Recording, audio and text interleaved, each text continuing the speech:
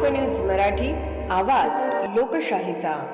विटा शहरात आरोग्य सेवेचा विश्वासार्ह आधार आदिती मल्टी स्पेशालिटी हॉस्पिटल संचलित बंडगर हॉस्पिटल विटा, महात्मा फुले जन आरोग्य योजना, आयुष्यमान भारत व बांधकाम कामगार योजनेअंतर्गत शस्त्रक्रिया आणि उपचार पूर्णपणे मोफत, हाडांवरील सर्व प्रकारचे ऑपरेशन्स, वेदना निवारणासाठी ब्लॉक इंजेक्शन, डायलिसिस, मूतखड्यावरील सर्व प्रकारचे ऑपरेशन व उपचार, जनरल सर्जरी, अपेंडिक्स, हर्निया, मूळव्याधवरील ऑपरेशन व उपचार पूर्णपणे मोफत। सावरकर नगर, खानापूर रोड, विटा। संपर्क आपल्या स्क्रीनवर। खानापूर तालुक्यातील रेवणसिद्ध घाटात 2 एसटी बसच्या भीषण अपघातातील मृतांच्या वारसांना परिवहन विभागाकडून 10 लाख रुपयांची आर्थिक मदत जाहीर करण्यात आली आहे, तर जखमींच्या उपचाराचा संपूर्ण खर्च शासन आणि एसटी महामंडळ करणार आहे।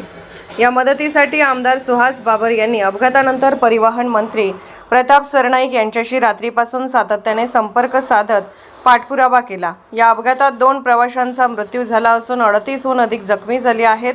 7 गंभीर जखमींना सांगली, कराड आणि कोल्हापूर येथे हलवण्यात आले असून विटा येथेही जखमींवर उपचार सुरू आहेत।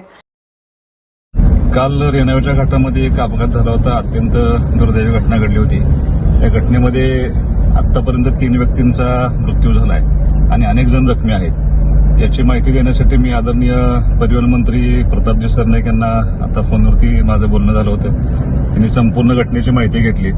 त्या डिपार्टमेंटच्या आरएनला त्यांनी भेटीसाठी पाठवलं होतं आणि आदरणीय परिवहन मंत्र्यांनी आता एक घोषणा केली की मृत व्यक्तींना त्यांच्या कुटुंबांना आधार म्हणून 10 लाख रुपयाची घोषणा त्यांनी प्रत्येकी केलेली आहे आणि जे जखमी आहेत त्या सगळ्या जखमींचा उपचाराचा खर्च हे परिवहन मंत्री आणि महामंडळ देणार आहेत। त्याबद्दल मी आता घोषणा करतो की त्यांनी मृत व्यक्तींना 10 लाख रुपये आणि जखमी व्यक्तींना होणारा खर्च सगळा महामंडळामार्फत करणार आहेत।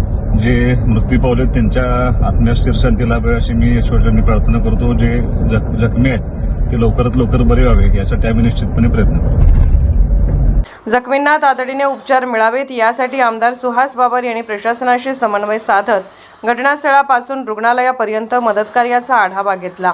त्यांच्या पाठपुराव्यानंतर मृतांच्या कुटुंबियांना आर्थिक मदत आणि जखमींच्या उपचाराचा खर्च शासनाकडून करण्याचा निर्णय घेण्यात आला आहे।